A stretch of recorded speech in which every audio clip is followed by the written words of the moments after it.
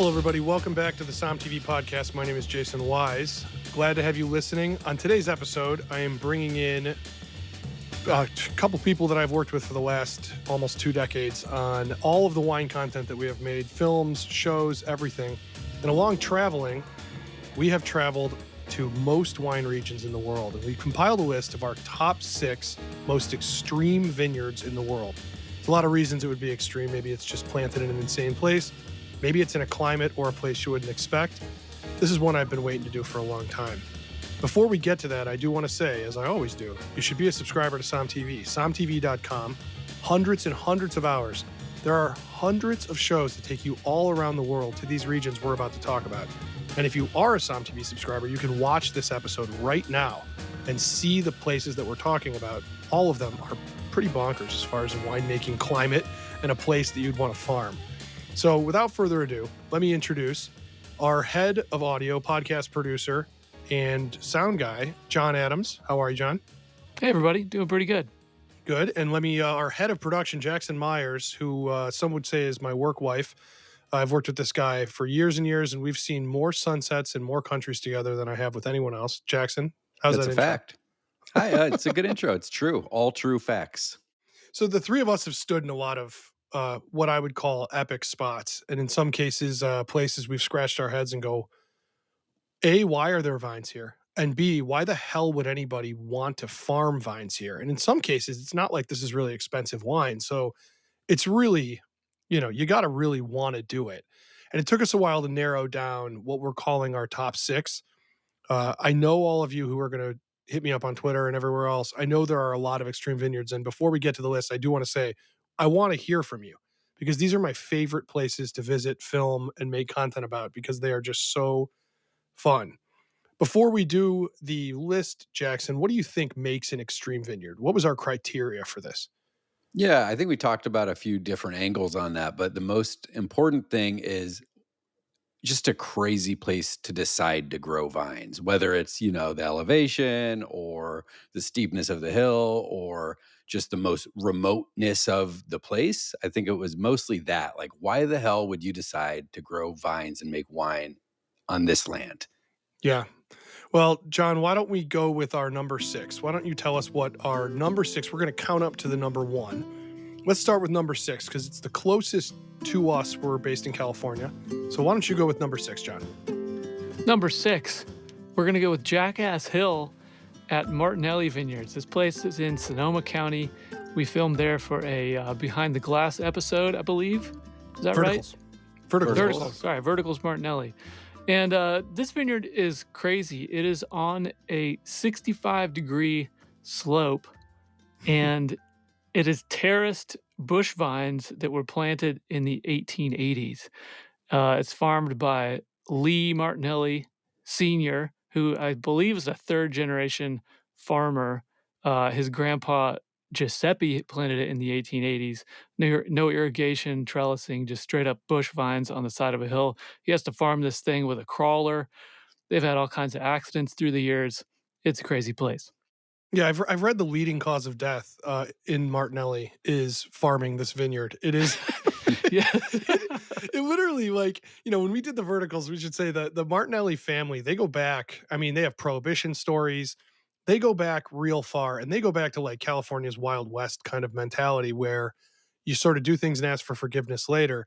There is no chance in hell anybody would ever let you plant this vineyard today. No way. No way. No way. It's too steep, too dangerous. And I know that the family's expressed a lot of concern because Lee, he's not a spring chicken, but he's pretty spry for his age. He's up there on the crawler going back and forth, farming this vineyard just like his father did later in his life. And what do they grow up there, John? I'm pretty sure it's all Zinfandel, isn't it? Mm-hmm. Yeah, really old vine, right? There's a chance some of it, I mean, who knows? In the 1880s, there's a chance some of it could be a few other things sprinkled around in there. But, they only make a little bit of wine off this hill. It's rather expensive just because it's scarcity. And it really goes back to the origins of California. If you are watching this conversation, you're seeing what this vineyard looks like on SOMM TV. But if not, check out the verticals on SOMM TV because it's one of the things where the stories and the epicness of the location sort of click. And so that's our number 6, Jackass Hill in Sonoma, California. I'm really happy. I think we also, I think we, sorry, but I think we got to say that the name of the hill is pretty perfect. You know, I mean, it's also on the label, right? Isn't Jackass says on the Jackass. label? Yeah, it's like, Yeah. I mean, that's probably my all-time favorite vineyard name that we Jackass. Yeah, Yeah, Jackass Hill. Yeah, what do they say that the name came from? You have to be a jackass to farm it. Isn't that the Yeah, reason I it think came? so. Yeah, anybody Yeah. who would plant this vineyard here is a jackass. That's so good. Yeah. That's so good. So good. So that's the last time we're going to the United States here on this list, which is gonna take us to some very odd places. Jackson, why don't you go with our number 5? We've talked about this vineyard on a couple other podcasts, and obviously it's a big part of Cup of Salvation coming up. What's number 5? Number 5 is in Armenia, which is obviously a very important location for the next SOMM film coming up, Cup of Salvation. It's kind of ground zero of where the movie takes place. But there's this one particular vineyard that we were able to film at, which is not only difficult to get to, it's high up, and it's also happens to be on a very challenging border next to Azerbaijan. So it's got all of these elements that make it such an extreme vineyard. It's beautiful up there. You know, you have Mount Ararat in the background. It's called Kachik Vineyard. So it's you'll see quite a bit of it within Cup of Salvation, and you'll kind of get a sense of how remote it is, how difficult it is to get to, and also just how close it is to a contentious border right now. Yeah, I was flying to put in perspective, I was flying a drone, and they were like, you have to keep it below this altitude. And I was like, well, I'd really like to see more and get, blah, blah, blah. And they were like, if you fly it above this, 2 things will happen. One, a sniper will shoot it out of the sky from Azerbaijan, which their border is right butted up almost against this vineyard. And it's pretty much an active war zone. I mean, it's not a place to trifle with. And then they said it also could start an international incident. So please keep the drone, at a certain height.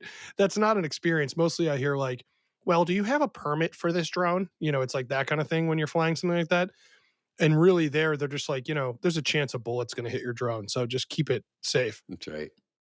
Are there any other vineyards in the world that are in present day active war zones? I mean, I'm sure, active definitely in Ukraine. There are a lot of vineyards. I would be shocked to find out that there aren't some vineyards that are there. Crimea has tons and tons and tons of wine. Not an active war zone, but I would say that if you're Ukrainian, you would say that it is. I would say. There's a lot of insurgency in places like Lebanon, in places like Syria. A lot of people don't know there are vineyards in Syria, and there's an active war going on right there. That's one of the oldest places wine was ever grown for any purpose. So yeah, there are other places. So yeah, I would say the answer is probably yes, especially by your definition of an active war zone. Yeah, I guess that's true. Yeah, it's a pretty insane place. It's a really insane place, and again, we want to talk so much more about it, but we have a film coming out that we'll say everything we need to say about this place. I'll do number 4. This place is staggering to me. So again, filming Cup of Salvation took us to the country of Dominican Republic, and you wouldn't think that has much to do with wine, but in an upcoming podcast, I'm going to give a lot of information on that particular place being the birthplace of wine in the New World. It's the first place that on Columbus's second voyage, Vitis vinifera, which is the European grapevine, was planted on that island for religious purposes. And so that was the first time. And in that same spot, there is a winery called Ocoa Bay. And Ocoa Bay makes, it's amazing the wines that they make. They make Tempranillo, they have a white, they do some fruit wines, but the grapes that they grow are harvested at least 2 times a year. 2 times a year they are harvesting. And I looked at these vines and I asked them, like, so are these vines 70 years old? They're like, no, they're 6. Because they're so big and it rains there. It's a tropical climate. You don't often see vines in a place where it's 90 degrees, 100% humidity 3/4 of the year, and it rains twice a day, sometimes more. It's rainforest conditions. All of that being said, the wine is quite good for those conditions and they do a great job with it, but it's got a very amazing historical legacy for the fact that it is the place that with all of the things that come along with that, that the vines were planted for the first time by Europeans coming to what they called the New World. And so it has to be seen to be believed. It is just, if you're a wine person or somebody into farming or anything like that, you just walk around this place with your jaw on the floor. It's like, why, how, and then you ask why again. So it's a pretty amazing place. So Ocoa Bay in Dominican Republic is the number 4 most extreme vineyard that I have ever been in and ever filmed at. I have a question about this. Do Yeah, the vines ever go to sleep if they're getting 2 harvests a year? Do they ever go dormant? I think they whip them if that happens, and they wake back up real quick. I don't honestly. When I ask them, I don't think they get much of a dormancy. I really don't, because Yeah, I can't you know, imagine. the proprietors there, they told me that they've harvested 3 times in a year. And sometimes what they do Wow. is they ditch a crop. They'll drop all the fruit, or they'll drop all the flowering the minute it starts to happen, so that it can. I guess that'd be like a forced dormancy to try Yeah. to make it not exert all that energy. And I'm sure that that's a big challenge. I mean, imagine winemakers in Napa or Sonoma or Burgundy being like, "Uh-oh, I hope it doesn't rain before harvest." And they're like, "It's going to rain at 2 o'clock, no matter what day we harvest." So, Rains twice a so day. Yeah. it's just such a bizarre and yet amazing thing that goes to show great wine is one thing, but wine itself, I mean, the vine is a resilient thing. You can grow it almost anywhere, you know. It's It, pretty it, incredible to think that it actually produces at least 2 times a year too, because you think about how much stress and commitment and time goes into the single harvest every right. year in the northern hemisphere or the southern, and just to think about having to go through that twice in 1 year, I can't imagine it's healthy on the winemakers. Well, I would just say that goes to point out how much of a wuss John, who has his own vineyard on this podcast, is in Oregon, stressing out about 1 harvest a year. I mean, you are just a pansy compared to these Dominicans. You can only get So, 1 shot. Hmm. yeah, it is. It is really. It's pretty epic that they have to do that. John, why don't you tell us about our number 3 most extreme vineyard? All right, number 3, we're going to go to Spain. We're going to go to Ribera Sacra in the Bierzo region. We were filming with Raul Perez, and he has a vineyard called La Faraona, which is, I think it's one of the highest vineyards in Ribera Sacra. They grow Mencia, how they say it. Yep. And it is Your on pronunciation's the- amazing. I mean, honestly, Hey, it's thanks, like I man. disappear. I disappear try right pretty into hard. that. Yeah. But all these vineyards are on the slopes above the river. And talk about extreme. I mean, if you've ever seen pictures of the Mosel or been to the Mosel or places like that around the planet, it is a Well, super don't extreme. spoil a wine region coming up, but This is true. But it's slate schist soil, I believe, and it's just super extreme. They have these things built into the side of the hill to help them harvest the grapes. They'll dump the grapes into these. I don't even, what would you call that? I don't Remember how know. they had It's the like little track things where they can Oh, yeah, basically that's haul the right. grapes up the side of the hill without having to walk up every time. Yeah. well, I think this region itself could just be on this list. I mean, Ribera Sacra is just so epic. It's like made up of all these gorges, It's and beautiful. oh, it's so beautiful, and the wine is so affordable. It's criminal how good the wine is from this region in Spain, and for Yeah. what you get, oh my god, it's outrageous. I It's great. remember. Remember Oh, he no, tripped. go ahead. Yeah. Yeah, go ahead, go ahead. It's so No, I good. was gonna say my favorite memory of filming on this vineyard with Ricardo Perez, the winemaker, was we were doing a long form interview with him, and there wasn't like a nice place to seat him because it was in the steep vineyard. There was nowhere to lean against even really, so he was just standing sort of in between the vines. And I remember we were 8 feet away from him or something like that, and we're all set up. John had set up the boom, in a very perfect spot for him, so he couldn't move too much. And then all of a sudden, like 5 minutes into the interview, he just falls, slips down. Right, he like slipped down the vineyard That's right. and he He fell. also tripped over the fence getting into the vineyard and fell down. But it did go to show how steep and dangerous that vineyard would be to harvest. Yeah, that's when you either have to be totally sober or totally drunk to do. You cannot be in the middle. It's very Yeah. important, I've been told. And it's crazy the effort that they go through to farm these vineyards. I mean, these are super old. Again, they're just these bush vines. There's no trellis. There's no there's no seeming order of operation. It's just these plants. They're amongst huge boulders and small trees and shrubs, and there's no getting a tractor in there to spray. No. You're doing everything by hand, and it's really hard, and they get a really tiny yield. I think they make like 100 cases a year from this vineyard. It's really insane. You have to really want it. I mean, that is not that is not OSHA is not going on that work site, I would say. Well, the Right. wine, as we found out, is great. We had Oh, some the great wine's killer fan- wines on that And it's trip. The wine's affordable, fantastic. right? I mean, that's the crazy Yeah. thing. That's kind of what we talked about at the top. It's like they planted in some of the most difficult places to plant in. And it's not because they thought they could make the most money off of that. They realized they can make good wine off of it, but it still is affordable. So it's like Mencia. I just had a bottle of Mencia the other night. I think it was $15 or something like that. It's a perfect food wine. Yeah. Yeah. Yeah. Also, you Great put a little wine. chill on it. Oh, love it. I think too, when we were, I mean, the other thing too, if you're in a place like that, the food is also really good. And so, I mean, it sweeps you up. I would say that people who pulpo.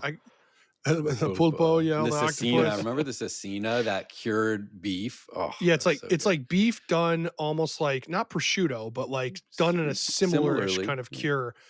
And it is with this food, I'm telling you, that will get you laid. It is amazing. It is a tremendous situation. Everybody who's listening to this thinking like, I'm gonna plan my next trip to Santa Barbara, go to Ribera Sacra.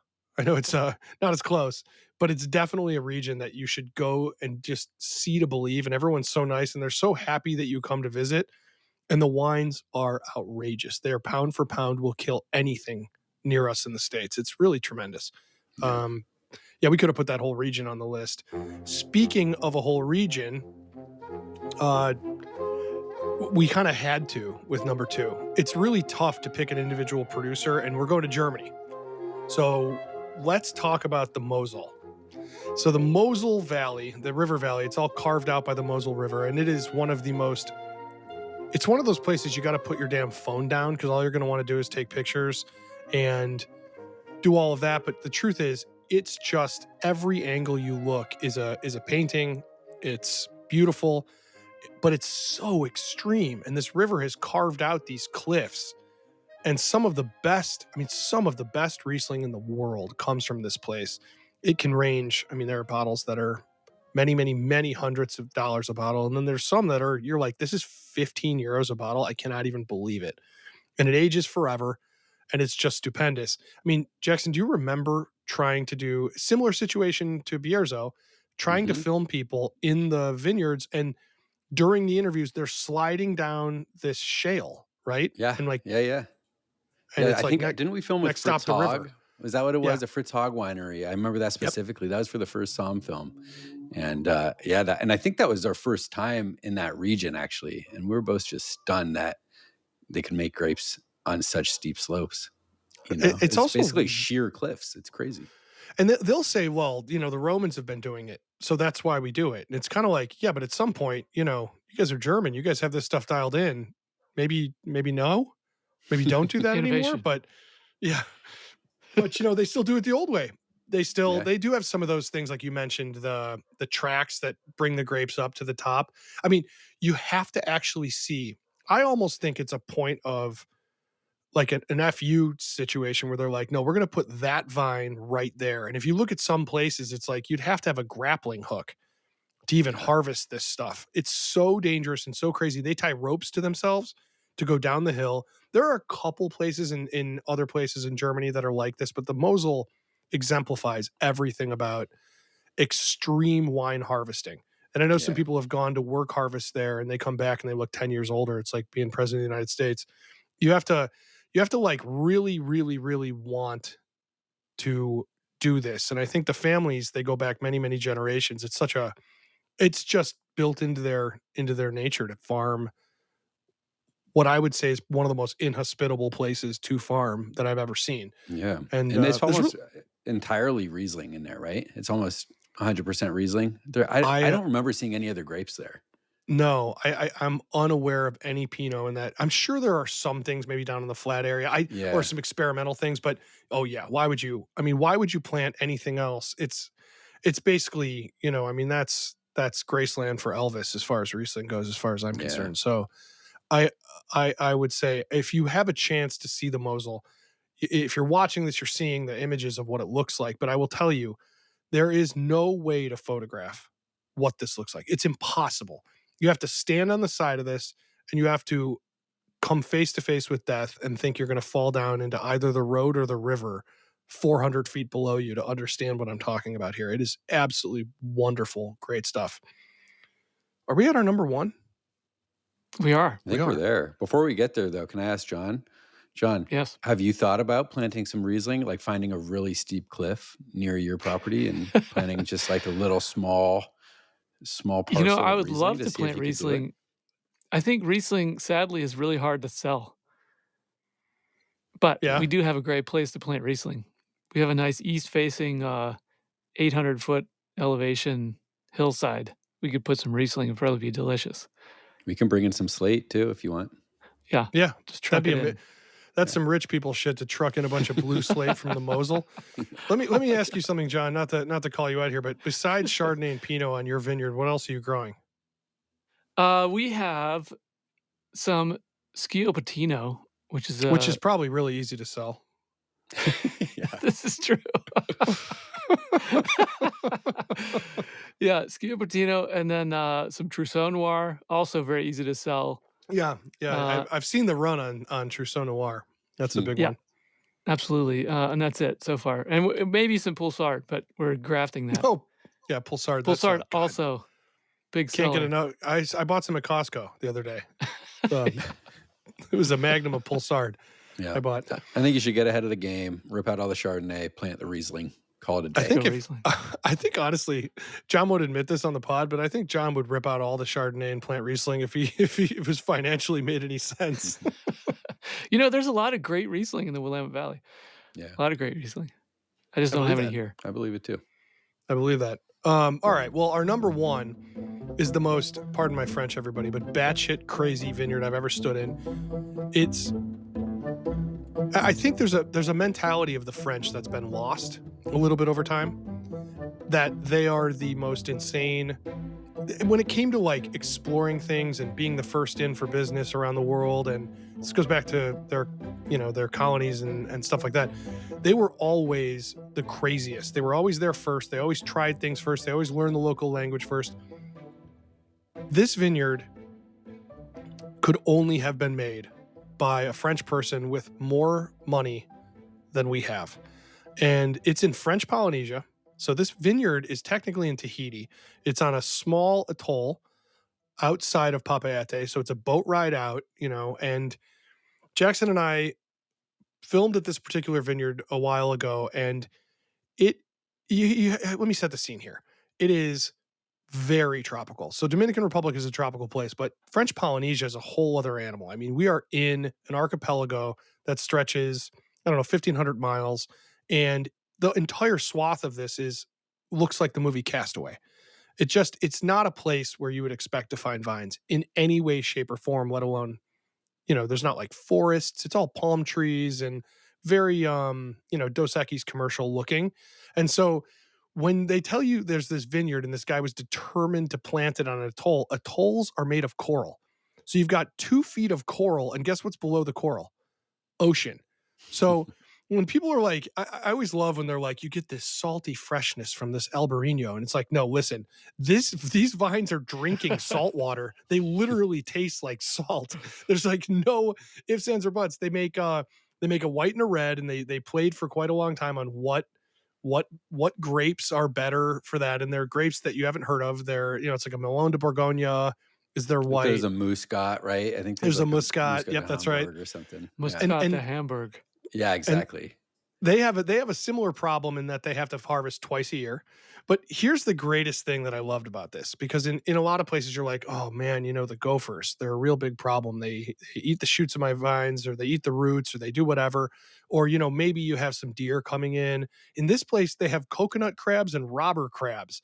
So they have crabs walking around the vineyard that are land crabs that come and eat their grapes, pick at their vines, climb up the vines. And it's just like, what a weird environment to grow wine. And in talking to this man's daughter when we filmed there, Like, so when will this be profitable? I haven't heard somebody laugh so hard at a question ever that I've asked. Right. It was more like we can do it, not that we should do it, you know? That's Yeah. kind of how it felt. Yeah. Yeah. This place is Well, crazy. I was reading about this place. So this is you guys went there before I even knew you, before I was Yeah. filming with you guys. But you weren't even born. no, I wasn't even born. And I cannot believe this place even exists. So they started with 100 varieties when they planted this vineyard, and they whittled it down to 3 or 4. Yeah, I have a Uh, feeling nature whittled it down to 3 or 4. yeah, exactly. But I can't, as a grape grower myself, I cannot imagine the uh, powdery mildew pressure that you would face in a on a tropical atoll in the middle of the Pacific Ocean, let Right. alone land crabs. And by the way, You it's know? a really, really small island with no infrastructure whatsoever. There's not like homes or commerce on this island. It's a vineyard and some coconut trees. And that's like And So it. crazy.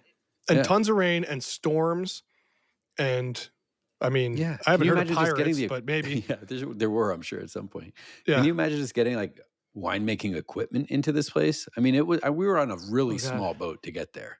So You I know, don't obviously, know. if you're watching this, you can see what this place looks like, but it's just I I think that this goes into this kind of French mentality of like we can, we should. And that's something that again, I really do think it's been lost by like post World War II, World War One kind of thing. But prior to World War One, the French were so there's a reason we say the language spoken is the lingua franca. You know, that was the language of the world. Everybody spoke French. And so there's this kind of explorer mentality I find that still exists within the French. I mean, it's French Polynesia as a whole, you know, you can walk around, there's people riding on bikes with baguettes.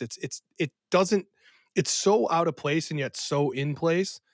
And it just only makes sense that a Frenchman would have tried to do this and done it. And it's still there and they are still making wine and it still tastes like salt water. I think in a very good way. But you know, I mean, remember Jackson? They trucked in a ton of dirt. They Yeah. brought dirt on a container ship from a different place. I believe it could have been Bordeaux that they brought dirt in from.